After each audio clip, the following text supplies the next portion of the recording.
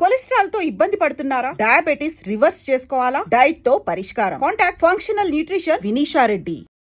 Film ఇండస్ట్రీలో ఎన్నో పేజీల గ్రాంధికంలో లేదంటే ఇప్పటి ప్రజెంట్ వాడుక భాషలో ఉన్న డైలాగ్స్ సింగిల్ టేక్లో చెప్పగలిగే వాళ్ళు, ధారాళంగా తెలుగు అటు గ్రాంధికం మాట్లాడగలిగే వాళ్ళు అతి తక్కువ మందిలో ఎన్టీ రామారావు గారు, తర్వాత మీరు, మీ కుటుంబ సభ్యులు వరుసపెట్టి చూస్తే ఆ డైలాగ్స్ని కొంతమంది మాత్రమే చెప్పగలరు అనే గొప్ప పేరు సంపాదించుకున్నారు. నిజంగా సచ్ ఏ లెజెండరీ పర్సన్. అది ప్రజలు ఇచ్చినటువంటి ఆశీస్సులు, ప్రజలు నాకు ఇచ్చారా చెప్పగలిగేదానికి స్ఫూర్తి చాలామంది ఉన్నారు.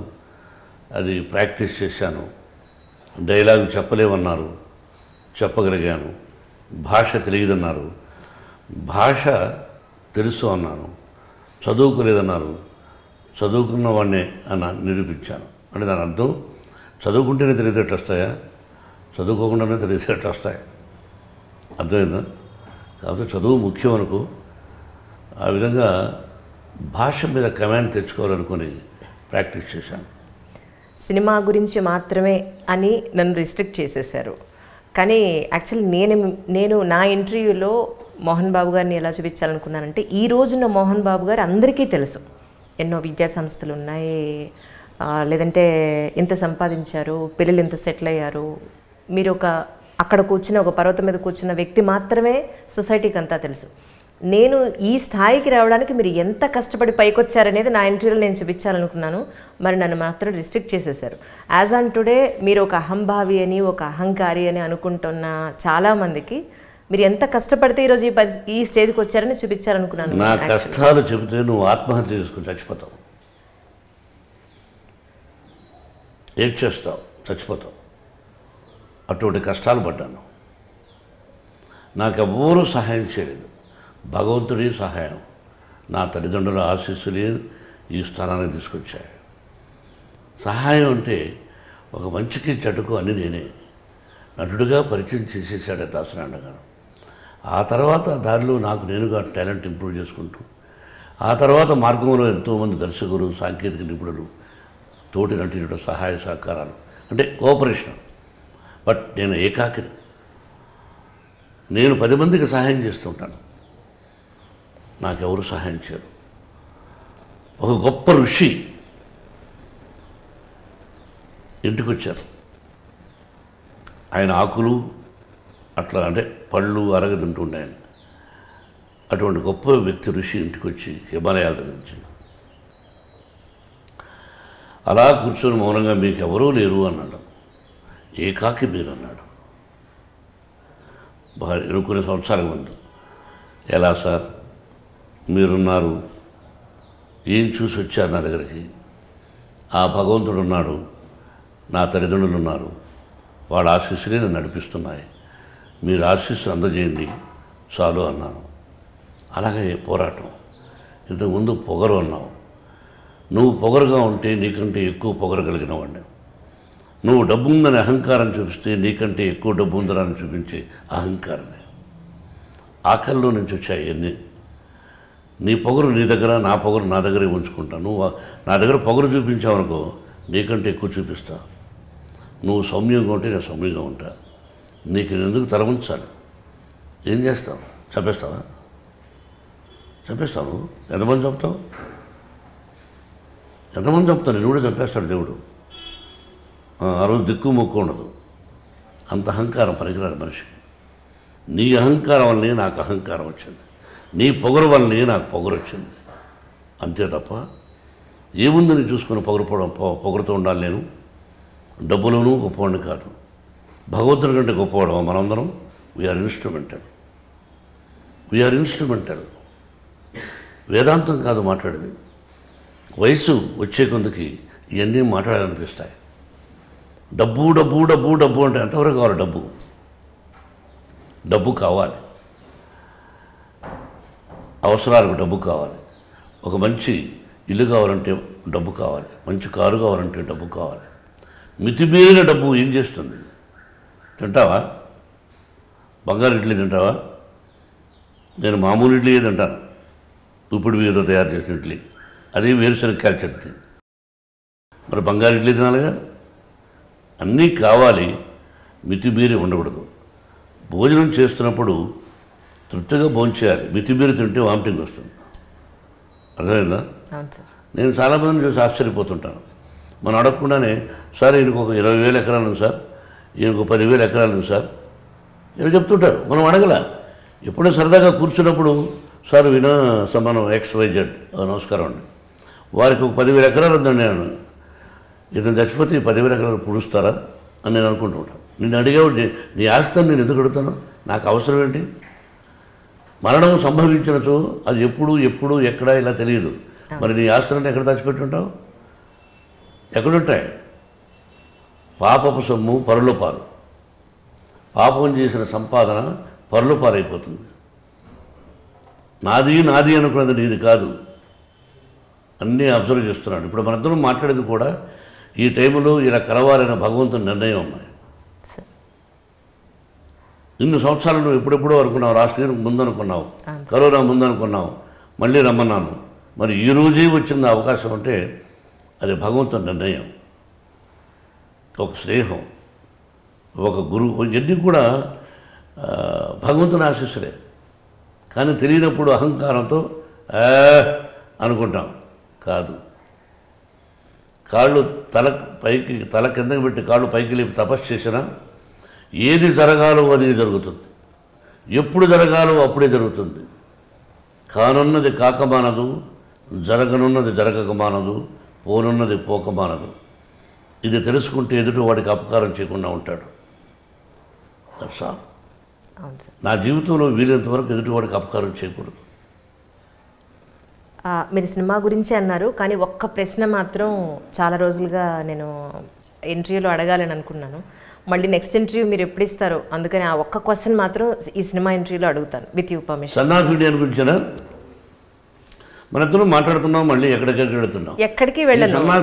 అది అసలు ఎంత బాగుందో మీరు చెప్పిన కంటెంట్, నిజంగా చాలా చాలా సొసైటీకి చాలా దగ్గరగా ఉంది. సామాన్య మానవుడు, భార్య బిడ్డ హ్యాపీగా ఉండాలనుకున్న వాడికి ఒక రాజకీయ నాయకుడి వల్ల జరిగినటువంటి ఘోరం, ఆ రాజకీయ నాయకుడు వీడిని శిక్షించాడు. అంటే ఆ రాజకీయ నాయకుడి వల్ల వీడు జైలు పాలయ్యాడు. చేయని తప్పుకు శిక్ష అనుభవించాడు. శిక్ష అనుభవించేటప్పుడు నేనే ఒక తప్పు చేయలేదు, శిక్ష అనుభవిస్తున్నాను, న్యాయం ధర్మం అన్ని డబ్బులు కమ్ముడిపోయాయి, నేను ఇలా అయిపోయాను. మరి నాలాగా ఎంతమంది ఉన్నారని అన్వేషిస్తే ఎంతోమంది అని తేలింది. భారతదేశంలో ఎంతమంది ఉన్నారని అడిగితే కొన్ని వేల మంది ఉన్నారు. అంటే తప్పు చేయని వాళ్ళు జైళ్లలో శిక్ష అనుభవిస్తున్నారు, తప్పు చేసిన వాడు బయట ఉన్నాడు. మరి వాళ్ళ భార్య బిడ్డలు అయ్యో మా భర్త తప్పు చేయలేదు, శిక్ష అనుభవిస్తున్నాడు అని ఏడ్చుకుంటూ తన బిడ్డలకు ఏం చెప్తుంది? నాన్న తప్పు చేయలేదురా అని చెప్పినా మరి జైల్లో ఉన్నాడే. ఇటువంటి సంఘటనతో private jail, I want private jail అన్నాను. ఇన్ని ఉండగా ప్రైవేట్ జైలు ఏంటన్నారు? ప్రైవేట్గా ఏమున్నాయి నువ్వు చెప్పమ్మని నేను అడుగుతున్నా. ప్రైవేట్ కాలేజీలు ఉన్నాయి, ప్రైవేట్ హాస్పిటల్స్ ఉన్నాయి, ప్రైవేట్ ప్లేన్స్ ఉన్నాయి. అవును sir. Private hospitals, private jails, private బస్సులు, ప్రైవేట్ స్కూల్స్, అవును సార్, అన్నీ ఉన్నాయి. మరి ప్రైవేట్ జైలు మాత్రం ఎందుకు ఉండకూడదు? Can you give answer? రేపు ఈ సినిమా చూసి చెప్పగలరు ఎందుకు ఇవ్వకూడదు? నేను అడిగిన తప్పేంటి? కొత్త రాజ్యాంగం రాయాలి అని చెప్పలేదుగా నేను. అవును సార్. రాజ్యాంగం కొత్తది కావాలి అని చెప్పలేదుగా. Private jail what for? తప్పు చేసిన వాడు బయట ఉన్నాడు, తప్పు చేయని వాడు లోపల ఉన్నాడు. అది జరగకుండా ఉండాలంటే ప్రైవేట్ జైలు కావాలి అని చెప్పాను. అది ఎట్లా ఒక న్యూ కాన్సెప్ట్ తీసుకొస్తున్నారు సొసైటీలో మొత్తానికి. మీరు ఇది కూడా ఆలోచిస్తారేమో చూడండి. నిజంగానే గవర్నమెంట్ ఏమన్నాను, అయోధ్యలో శ్రీరామ అని రాసిన ప్రతి ఇటుక మీద ప్రమాణం చేసి చెప్తున్నాను, ఈ సొసైటీలో దొంగ నా కొడుకుల్ని, క్రిమినల్ నా కొడుకుల్ని ఏరిపారేయాలి అని చెప్పాను. ఇలా చెప్పగలిగిన వాడెవడు? చెప్పు. మీరు తప్పు మాట్లాడుతున్నారు మోహన్ బాబు గారు అని చెప్పి ఒప్పుకుంటా. లేదు సార్. అంటే ధైర్యంగా సినిమా తీయకూడదా? మరి నీకు ఇష్టం వెళ్ళను అలా సినిమా తీయాలనా? నువ్వు 50 మందులు పెట్టుకొని సినిమా ఇప్పుడు తీయాలన్నా? నీకోసమే సినిమా తీసేది, నీకోసమే, ప్రజల కోసమే సినిమా తీయాలి.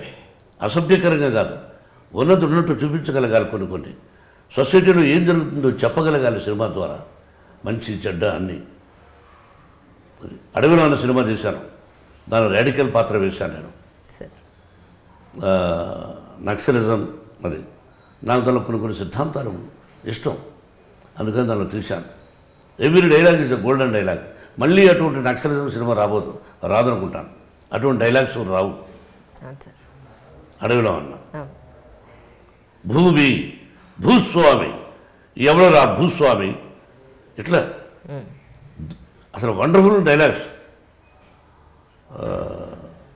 చాలా గొప్పగా ఆడింది ఆ సినిమా. ఈ సినిమా బానిస ఎవడికి రా బానిస, ఎవడికి రా బానిస, ఇలాగా. సినిమా మొత్తం షూటింగ్ ఎక్కడ జరిగిందండి ఇది?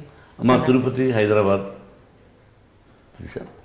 మన స్టేజ్ మీద మీరే అన్నారు మీతో సినిమా తీయడం చాలా కష్టం అని చెప్పని. ఎందుకని? యాక్చువల్లీ మీరు మీ శరణాగతి కోరి ఎవరైనా వస్తే కాదు లేదు అనే వ్యక్తి కాదు. ఒకటి, ఎవరైనా కన్నీరు పెట్టుకుంటే చూడలేనంత సున్నిత మనస్కులు. No doubt. అయితే ఇంత సెన్సిటివ్గా ఉండే మోహన్ బాబు గారు బయట జనాలు ఎందుకంత భయపడుతున్నారు అనేది నాకు అర్థం కాలేదు. నాకు అర్థం కాదు అప్పుడప్పుడు. అంటే ఒకటి ఆలోచించారమ్మా, నిజాన్ని నిక్కచ్చిగా నిర్భయంగా మాట్లాడేవాడిని చూస్తే సొసైటీ భయపడుతుంది. మనకెందుకురా వాడితో మన దొంగను నమ్ముతుంది సొసైటీ. ఈ డబ్బు ఇచ్చేవాళ్ళు కూడా ఎగ్గొట్టే వాళ్ళను ఇస్తారు. బ్యాంకర్స్ కూడా ఎక్కువ శాతం దొంగలకు ఇస్తుంది అప్పు, కరెక్ట్గా పే చేసేవాడికి ఇవ్వదు. నాకు అనుభవం ఉంది బ్యాంకర్స్. మీకు ఉందా? మరి చూసావా? నాకు ఆ మధ్య ఒక ఆయన ఆఫీసర్ చెప్పాడు, ₹1,00,000 కావాలి, 5 లక్షలు కావాలి ప్లాన్ చేశాడట. అన్ని పేపర్స్ ఇచ్చినా కూడా దాదాపు 6 మాసాలు తిప్పాడట. ఆయన ఒక ఆఫీసర్ అయిన తర్వాత బ్యాంకుకి వెళితే మీకు ఎంత అప్పు కావాలి సార్ అని అడిగారట. 24 అవర్స్లో శాంక్షన్ చేస్తాం సార్ అంటే వాడు పొజిషన్ చూసి. ఇటువంటి సంఘటనలు ఉన్నాయి. అవును సార్. అవును. ఈ పూర్తి సన్ ఆఫ్ ఇండియా సినిమా గురించి ప్రేక్షకులకు మీరు ఏం చెప్పదలుచుకున్నారు సార్? ప్రేక్షకులకు నేను ఏం చెప్పదలుచుకున్నాను, పిక్చర్లో చూపించాను, అది చూస్తారు. Every dialogue is different. కులాల గురించి చెప్పాను, మనందరం కలిసి ఉండాలి, ఎవడరా కులం కనిపెట్టిందని అథెంటిక్గా చెప్పాను. మనకు ఋషీశ్వరులు ఎవరెవరు ఎలా పుట్టారు, వాళ్ళే అలా ఉన్నప్పుడు, ఇలా జరిగినప్పుడు మరి మనమంతా కులాల గురించి మాట్లాడుకోవడం, కొట్టుకోవడం చాలా మూర్ఖత్వం అని కూడా చెప్పాను. ఈ జనరేషన్ లివింగ్ టుగెదర్ ఇష్టపడుతున్నారు, దాని గురించి డైలాగ్ చెప్పాను. నన్ను అడుగుతుంది ఆవిడ, ఏమంటే మీరు పెళ్లి, నాకు లివింగ్ టుగెదర్ ఇష్టం అని చెప్పాను. సినిమాలో బయట కాదు సార్. ఇది థియేటర్లోనే రిలీజ్ చేస్తున్నారా లేకపోతే ఓటీటీకి కూడా మీరు రిలీజ్ చేసే? అది విష్ణువు తెలియాలన్నమాట. Okay. Cinema February 18th release. Yes sir. So కాంపాక్ట్గా రిలీజ్ చేస్తున్నాను. విపరీతంగా ఓన్లీ ఒక 500 థియేటర్లు, 600 థియేటర్లు ఇట్లా కాకుండా ఓన్లీ లిమిటెడ్ థియేటర్స్, అక్కడక్కడ లిమిటెడ్ థియేటర్స్ రిలీజ్ చేస్తున్నాను. ఎందుకని సార్ అలా చేద్దాం? ఎందుకు 500 థియేటర్లు, 700 థియేటర్లు? ఇప్పుడు విష్ణు సినిమా ఉంది, రేపు తీబోయే సినిమా, దాన్ని రిలీజ్ చేయొచ్చు 1000 థియేటర్లు కూడా. ఈ సినిమా ఒక టైప్లో తీసాం, కాంపాక్ట్గా ఆడితే చాలు నాకు అనిపించి. డైమండ్ బాబు గారి మీద, డైరెక్టర్ మీద మీకున్న నమ్మకం ఏమిటి? యాక్చువల్లీ అతని మీద మంచి అభిప్రాయం ఏంటో, లోగడ మన సినిమాలు రాశాడు ఆయన డైలాగ్. ఒక మంచి దర్శకుడు, మనమే పరిచయం చేసినట్టు లెక్క. అంతకుముందు చేశాడు గుర్తులేదు కానీ, అలాగే డైలాగులు కూడా మంచిగా రాస్తాడు. It's a good writer. ఇందులో మ్యూజిక్ గురించి కానీ, పాటల గురించి కానీ చెప్పేశాను, ఇళయరాజా గారి గురించి. టోటల్గా ఎన్ని పాటలు ఉన్నాయి సార్ ఇందులో? ఒక్కటే? ఓ, మీరు ఏదైతే గజ్జె ఉన్నారో గజ్జెం. అలాగే రీ రికార్డింగ్ కూడా చాలా అద్భుతంగా వచ్చేసారమ్మా. ఆయన మాస్టర్, ఆయన పేరే మాస్టర్ ఇళయరాజా గారు. రీ రికార్డింగ్ మాత్రం చెప్పుకొని చూస్తేనే వినవింపుగా, సొంపుగా బ్రహ్మాండంగా ఉంటుంది. ఒక్క పాయింట్ అమ్మ గురించి నేను ఒక వీడియోలో చూశాను. మీ అమ్మగారికి అప్పుడు ఎంత కష్టపడి పిల్లల్ని పెంచారో, ఎంత దూరం నడుచుకుంటూ వెళ్ళారో అని చెప్పని.